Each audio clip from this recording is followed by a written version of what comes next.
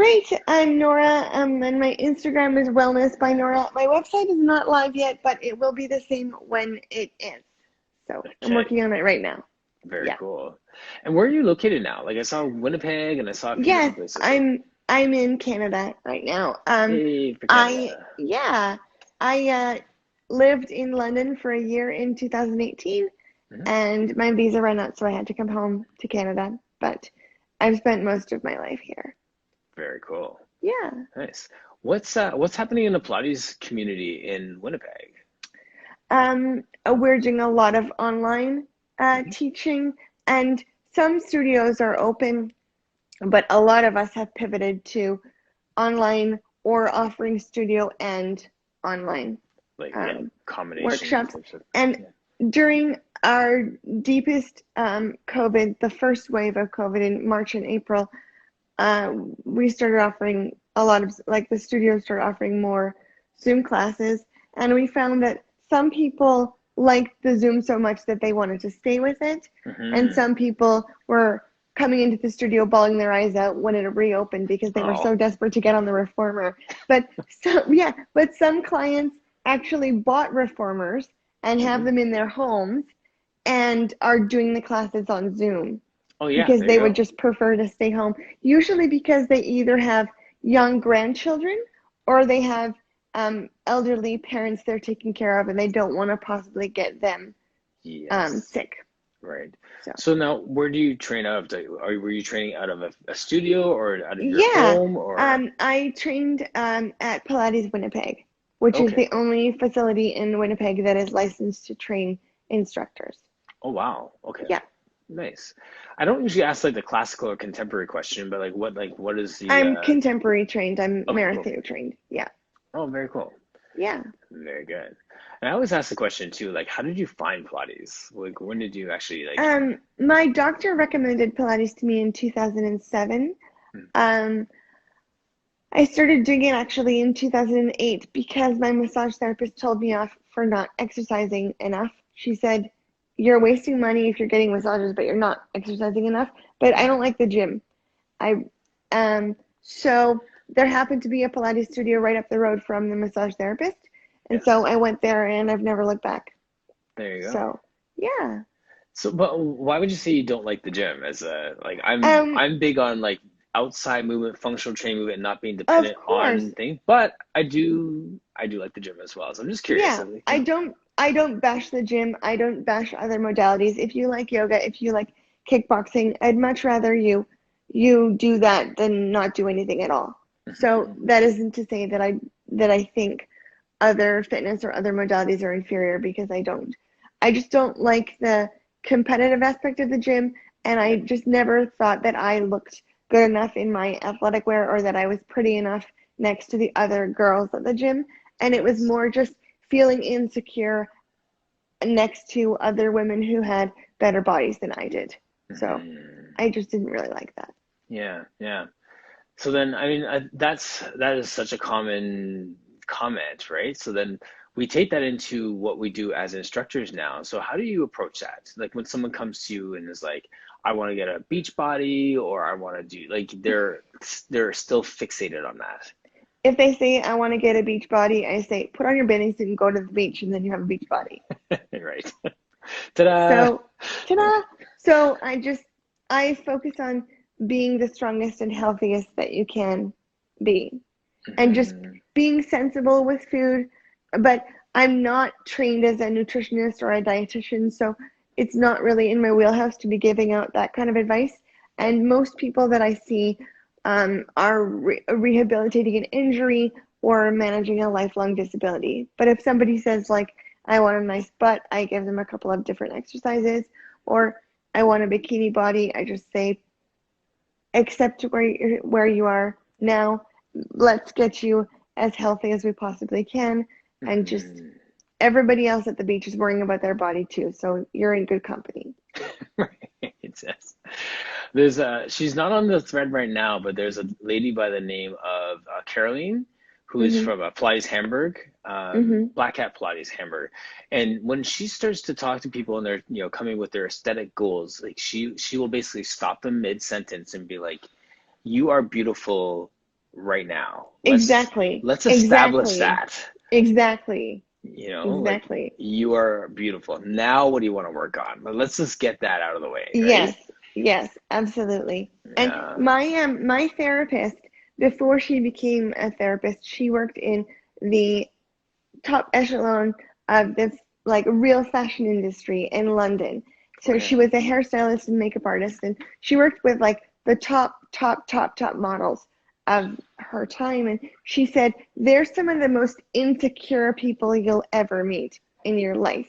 Even if they have a body that we all aspire to or beauty that we all want, they are some of the most insecure people that she's ever met in her life. Yes, So yes. just because you look a certain way or just because you conform to a certain ideal, that doesn't mean that you're going to be happy, and that doesn't mean that you're going to be successful. That really is an inner work, right? Like it's not necessarily, Absolutely. yeah. Absolutely. So then, Nora, who'd you say is like your like ideal client? Like the person who walks in the door, the person who comes to your studio and you're just like, yes, let's go. Okay. So a pregnant woman who is feeling really uncomfortable, I want Hmm. to help her feel super comfortable and relaxed.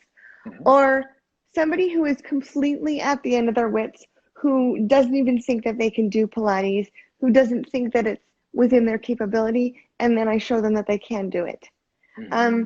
One of my most dedicated clients, she had heard me talking about Pilates before, and she kind of talked herself out of it before she'd even tried, because she had pretty bad arthritis pain, and she was a very heavy smoker, and she wasn't active at all.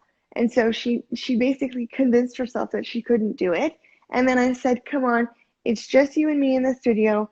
And I was apprenticing at the time, so I couldn't charge for it. I was like, "It's free. It's just you and me, and it'll help you feel better." And she did, and she's now been with me for almost a year, and she smokes half the number of cigarettes that she used to. Yeah. She is in far less pain than she used to be, and she's excited to come to Pilates every week, and she shows up happy and motivated. And people always ask her, well, why do you do Pilates? And she says, because Norah told me to. And then everybody says, Norah must be pretty special if she can get you up off the couch. But she's way healthier and she's way happier than she used to be. And it was a Mm. complete 180 from where she was before, because she had completely convinced herself that she couldn't do it before she even tried. Yes. That's an amazing story.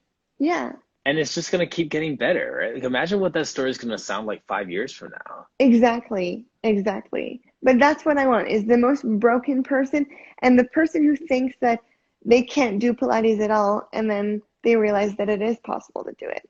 Mm. How do you, let's talk strategy for a second. Sure.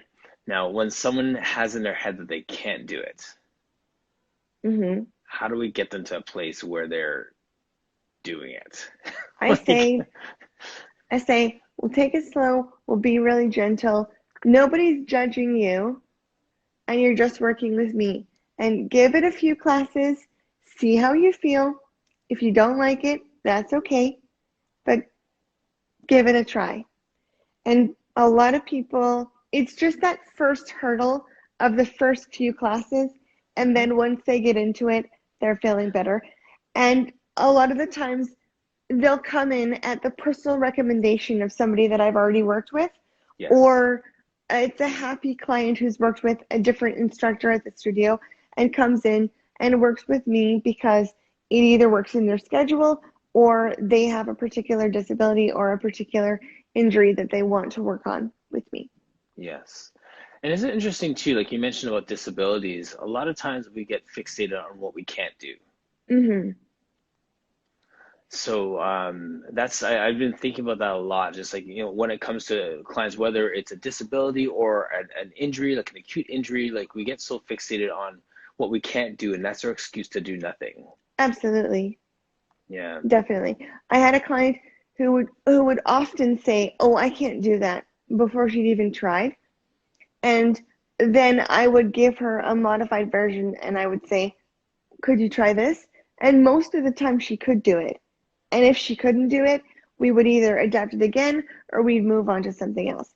And I learned so much from working with her because I learned how to modify things and I learned how to personalize things for her given her day-to-day stuff, because one day she'd feel comfortable with something and then the next day she wouldn't feel comfortable. So it really just kind of helped me learn to kind of go with the flow and meet her exactly where she was on any given day at any given time. And Right. and that's the best way to do it. Is that's like the woman telling people that they're beautiful. It's just meet somebody exactly where they are and don't judge them and just Hmm. go from there. Yeah, nice. And what you were saying about when you were having a hard time and then you're helping somebody and then you start to feel better because you see them feeling better and because you're serving them, you're taking the focus off of yourself. You're not so much in your head focusing on your issues. Yes, You're yes. you're entirely focused on serving somebody else. So it kind of gives you a bit of a relief, a bit of Hmm. a break from dealing with the hamster wheel in your head, dealing with your own shit. Yes. You can just focus on somebody else and help them feel better, and then that helps you to feel better. Yeah, even at a base level, just to distract you from yourself for a minute. Absolutely. Totally. Yeah, because you're also making sure that the client isn't distracted. If you Hmm. see that they're thinking about something else or they're wondering, you're like, hello, I'm right Hey, here. Tune exactly. in. Right. Yeah, yeah. Yes. Some W- people say, I don't want to come to Pilates because I don't want to have to think, because they just want to go on the treadmill and just not think. But Yes, you have to tune in when you're in your Pilates class. absolutely. I mean, we're working that muscle as much as every other muscle. Absolutely. Like, yeah, so like if we can keep that muscle engaged and connected, it's going to get sharper, it's going to get better as well. Definitely.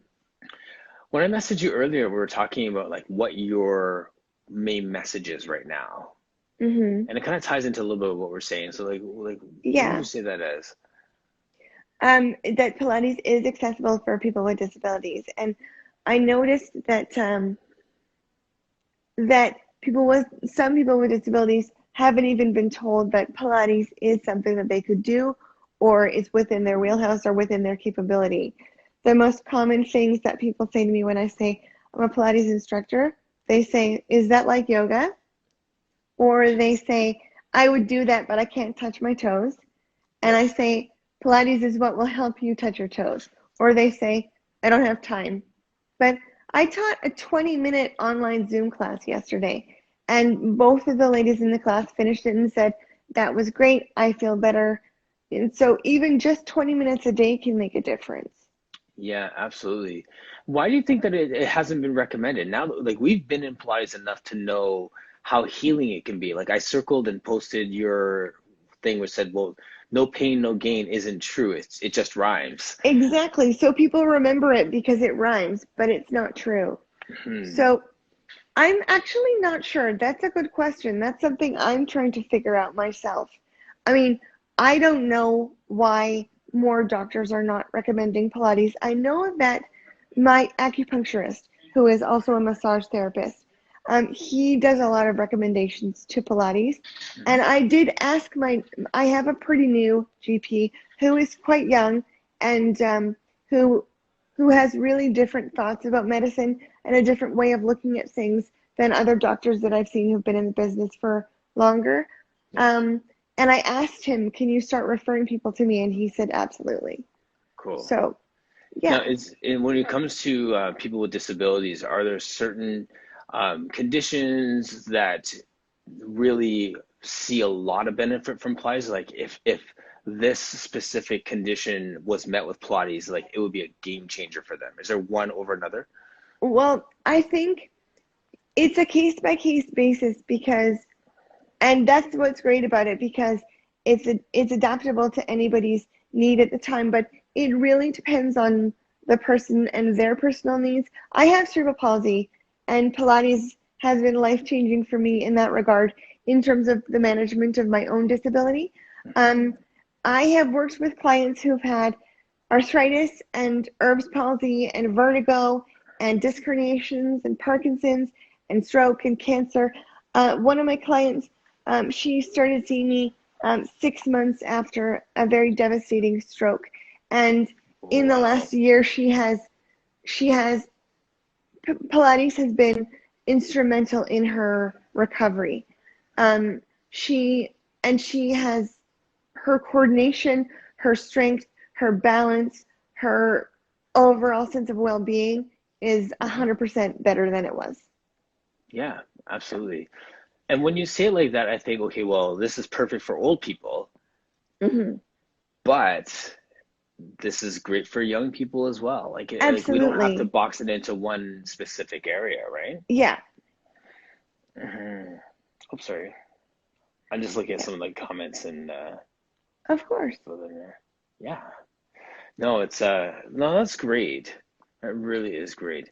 Thank So you. tell me, like in terms of the cerebral palsy, like where does this, like how does that impact you, and how does Pilates help you with that? I had very severe brain trauma as a baby. Okay. Yeah. And I grew up doing a lot of physio and sports and things. But when I went to Pilates, it helped a lot with my posture, and it helped a lot with just the way that I walk. Just kind of making my walk better, more fluid, kind of minimizing the difficulty with walking. Yes. And in the past year training to be an instructor, um, I have way better balance and a lot more ab strength that I didn't have before, just because of doing hours and hours and hours of Pilates every day, every week. My abs are way stronger and my balance is way better. Even when I was doing Pilates before as a client, in the winter, I would still fall all the time. And sometimes 3 times a day, I would fall down in the winter. And last year, I only fell once the entire winter. And that was Yes. because I had better balance. And Right. so that's the biggest difference for me is in terms of my posture and my balance and just feeling more grounded and more safe in my body than I had before. Love that. Like, yeah, being grounded and safe in your body is huge. I mean, like, and Joseph Pilates, he spoke about control as one of those founding principles, Mhm. right? Like, Mhm. yeah. Yeah. The what you said earlier about posture too. I've heard a chiro explain it to me this way. It's when we talk about our posture, it's not just our posture that is impacted. It is also like our nervous system, our nerves, and those connections. It's so Definitely. right. So if you had a hose, like a water hose that was on, and you stepped on the hose, obviously the water doesn't flow out of the nozzle as freely as if you took your foot off them, right? Mhm. And I think Mhm. that our posture is somewhat like that too. When our posture is off, we get all these kinks in that hose, Definitely. right? So Mhm. there, I can see how that could be a greater benefit for more than just being able to stand taller or add an inch to your overall height, Mhm. to be able to be just stronger and more connected. That's what I'm looking for. Definitely. And there's the neuro pathways that are rewired in your brain. You can actually reprogram and retrain and repattern your brain when you teach your body to move in a different way. And that's what all of my cerebral palsy management and rehabilitation is built on, the idea of, of reprogramming and retraining your brain to recover from injury. Yes. So, Have you thought of like specializing in just that, like really, really narrowing your scope to be the authority on cerebral palsy with Pilates? um, I was thinking about it, yeah. Okay. Okay. But I also really like working with people who have disabilities that I've never worked with before, and I love taking something really challenging and just learning as much about it as I can. And Yes. I really like working with somebody I've never worked with before, or working with a disability I've never worked with before, and figuring out how best to help somebody. I love the the personal element of it, of getting to know Hmm. someone, and Yes. then I love the challenge of, okay, how do I put all these puzzle pieces together, and how do I Yes. really help this person to feel better? Absolutely. If you didn't watch Lori's conversation for yesterday, check that out at some point because she talked about Oh, puzzle pieces as well. yeah. And we talked about a curiosity. Like when we look at people and we meet them, we hear their stories. it's one thing to get that verbal story, but it's another thing to see what story their body is telling you. Yeah. A few weeks ago, I was standing outside waiting for a ride, and I saw this man across the street, and his pelvis was totally torqued, and his knees were flexed, and his shoulders were forward, and his head was forward, and I was like, "You need some Pilates." I didn't say that Just to him, but you see, because once you learn postural analysis, you can't unlearn it. So yes, you're and you, always looking at everybody's posture, and you're like, "Oh, he has flexed knees. She's a little kyphotic. Oh, I can tell that this person has had an injury to their legs." Like, you can't oh, it's so unlearn funny. You can't unsee it analyzing either, right? somebody's posture. Oh, Yeah, absolutely. So then you need to like hone like your Pilates pickup skills, absolutely, absolutely. right? But the thing is, I like I said, like people say, "Is that like yoga?" Or they say, "I don't have the time," or they say, "I can't touch my toes," Hmm. or "I'm not flexible enough." Right. And yeah, and Yeah. my brother and sister came in for a class recently, and they just wanted to smash each other with the twist balls. Yes. So, They had picked up the twist balls and they were whacking each other with the twist balls. And I said, "Whoa, whoa, whoa! Wait a minute. This is how you actually use them." And then I showed them how to use the twist ball, and they were like, "Holy crap! How do you know how to do that?" yeah. There's so many like little like secret. It's yeah. It's that's even when Laura was talking about that yesterday, like we see things and then we can use them in different ways and we like Mhm. for lack of a better word, like they become magical at that moment, right? Mhm. Um, so but at the same time, Laura, like just how would you say like what is your elevator pitch? Like Um. because everyone throws back, oh, is it like yoga? No, like how would you say if I said, what do Mhm. you do? I just say I'm a Pilates instructor, and I help people to manage their chronic pain and rehabilitate from injury. Boom. Mhm. Sign me up.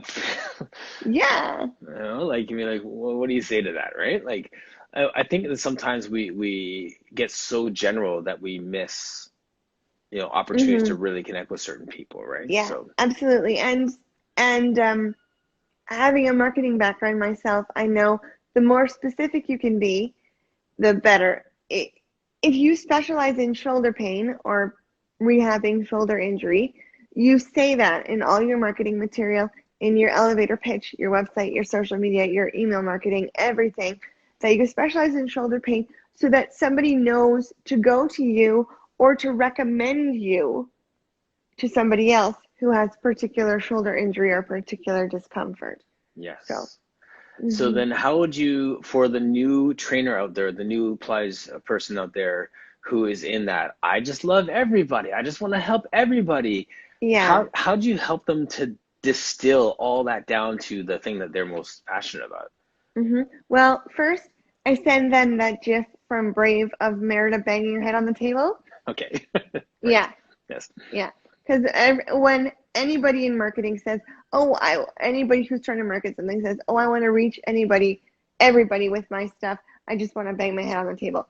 But I just say, think about your, think about your dream client, the client you would work with every single day, all day long, if you could. What are they like? What are their hopes and dreams? What are their pain points? So, like, what are the things that are frustrating for them? Not only my shoulder hurts, but I can't lift my grandson up and carry him. I Yes. can't, I can't get the groceries out of the back of the car. I can't lift a box from off the shelf. And Yes. how are you going to help them so that they can do those things? How are you going to work with them so that in a certain period of time, whether that takes a year or 6 months or whatever it does, they're going to have that transformation. They're going to have the functionality to pick up their keys if they drop them on the ground, or Yes. get their grandson out of the high chair, or play baseball again, or play frisbee again. What is the transformation? So what is their pain point? What is frustrating them? And how are you going to take them on a journey to not only feel better, but function better as well? Yes. So feel better and function better. Mm-hmm. Mm-hmm. do people stop at feel better? Like, hey, Kay, I'm good, thank you, bye.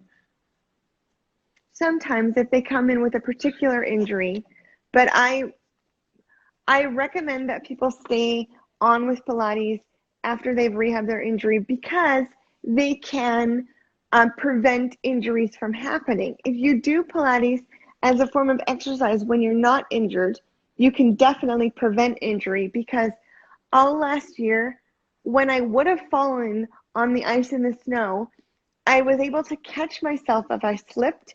I Yes. was able to my reflexes were fast enough, finally.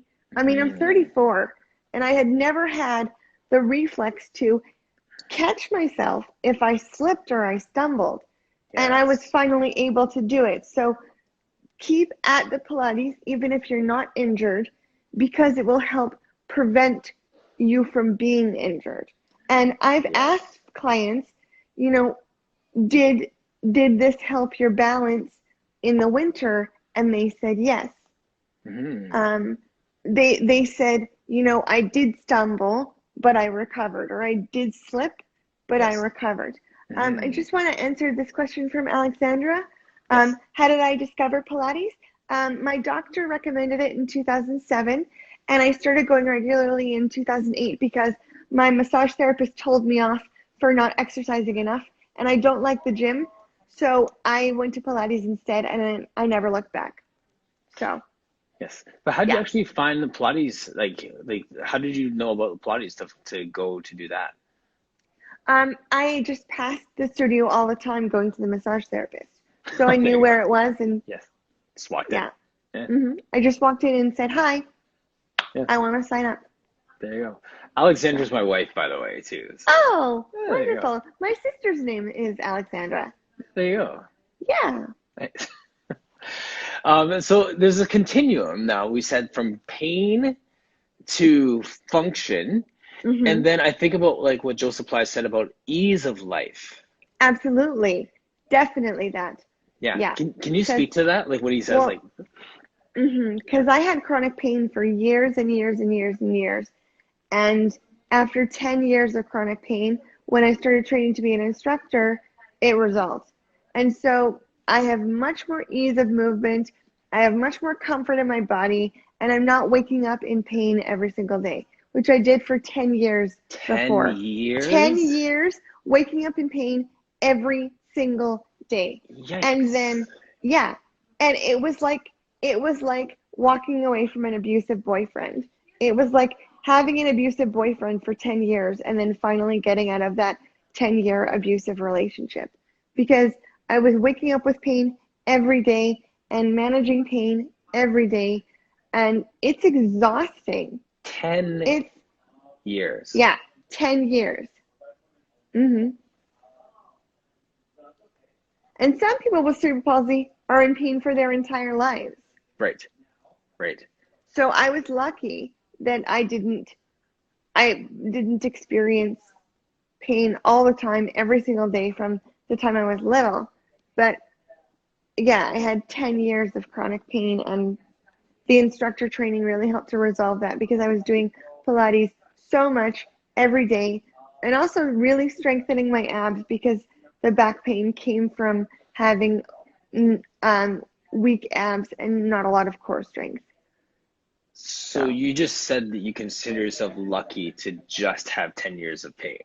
yeah, as opposed to 20 years of pain or 25 years of pain Yes. or 50 years of pain. Right. Wow. That is powerful. Yeah. That is powerful. So that message, I see in just a different way just your passion for this because it's like hmm I like have a solution here for you. That's something that might work. That's Of definitely worth course. trying. hmm Hmm. It still takes a while to sell people on it because a lot of people will say, "Oh, I want to do that. Oh, I'm interested in that." But then they say, "Oh, it's too expensive," or they say, "I don't have the time," or they come in for a few classes and then they don't come back. So you want somebody who has the commitment and sees the value in it Yes. and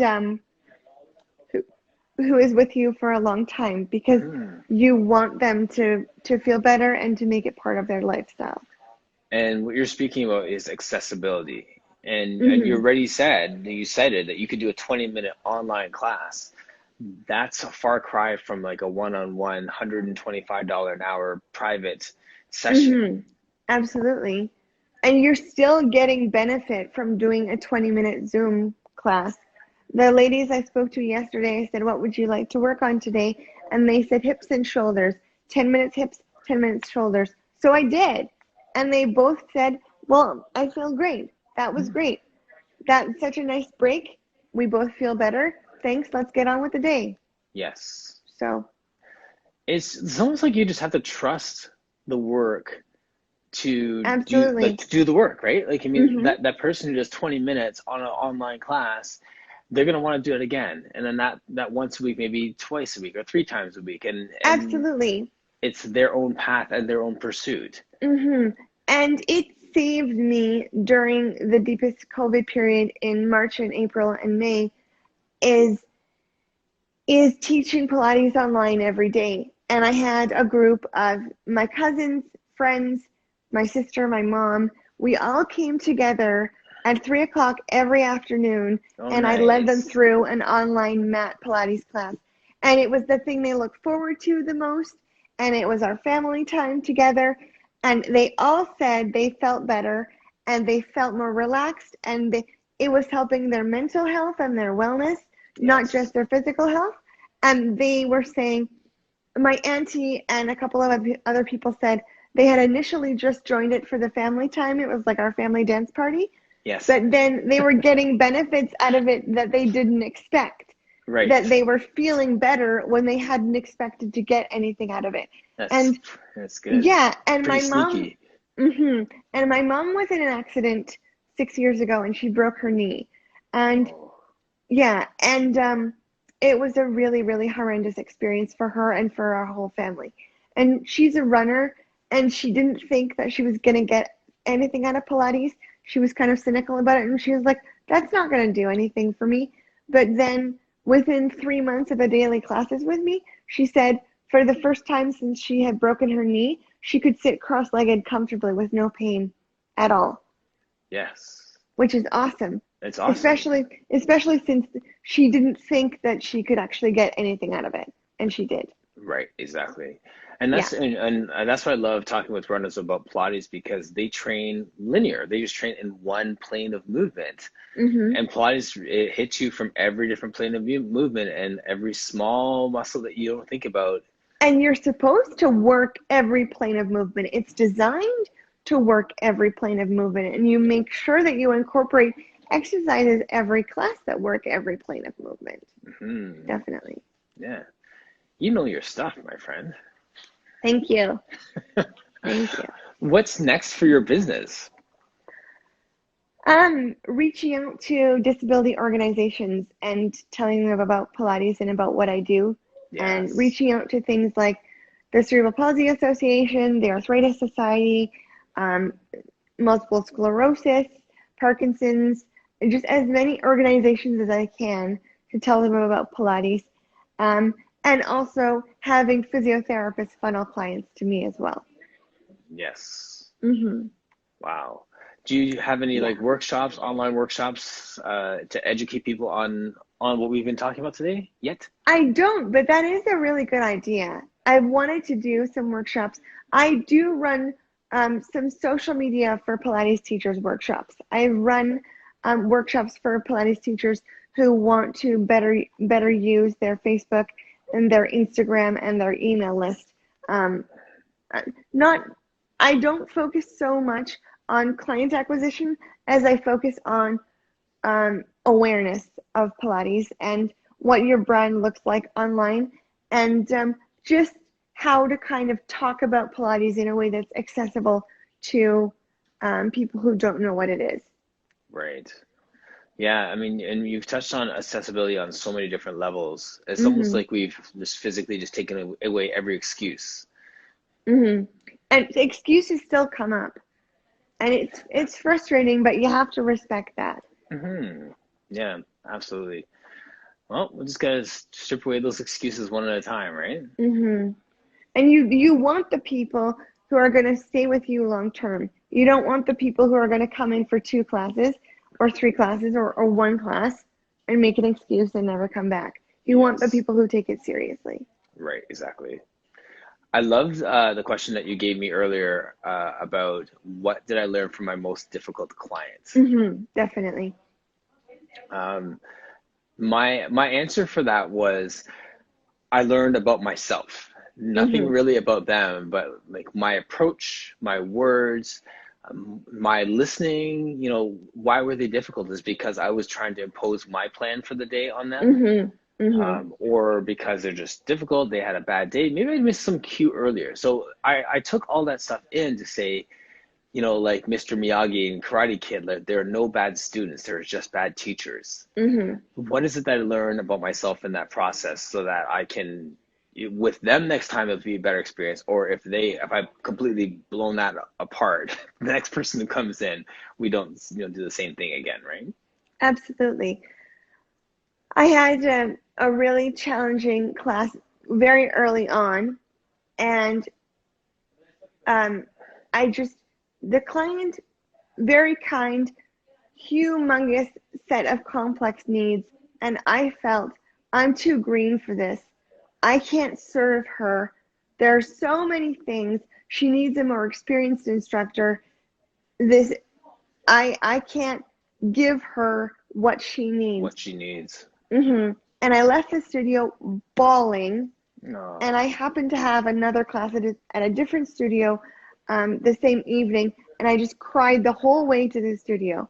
And I came in, and my instructor had known me for many years, was one of my very first instructors, and she's a mom, and she's super, super empathic and super kind.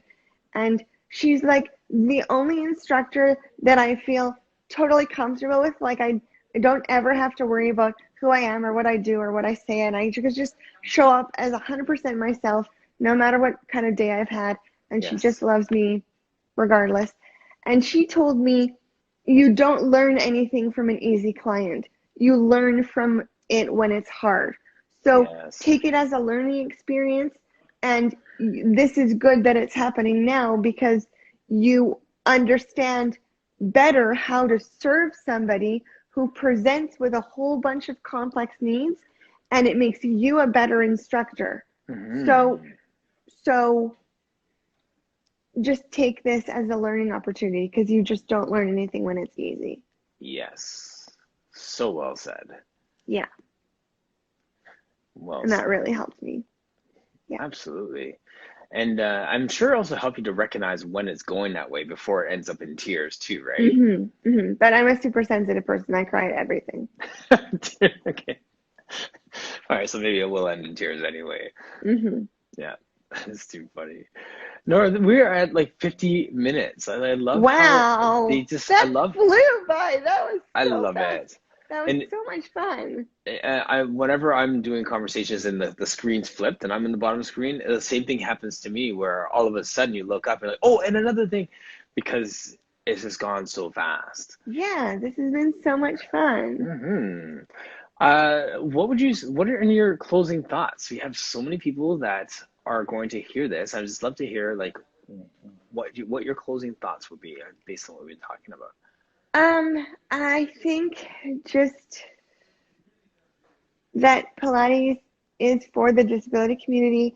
Um, just be open to that and serve the disability community and help the people who you think or they think they're beyond help.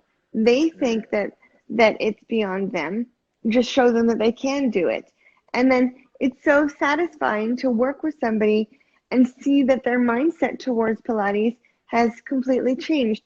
And also, something I learned from a mentor is show up with joy and show up with the mindset of abundance and gratitude and show up happy every day to work, especially in this extremely challenging time. Everybody's stressed, everybody's worried, everybody's scared, everybody's, you know, coming from a place of scarcity and a place of fear. And you have to be that calm, grounded, and positive force for good, and that bright spot in their day when they're feeling like crap. So show up with that mindset of gratitude and the mindset of positivity and gratefulness. And so many people miss the gym. So many people miss that kind of thing. So you're serving them something positive and wonderful.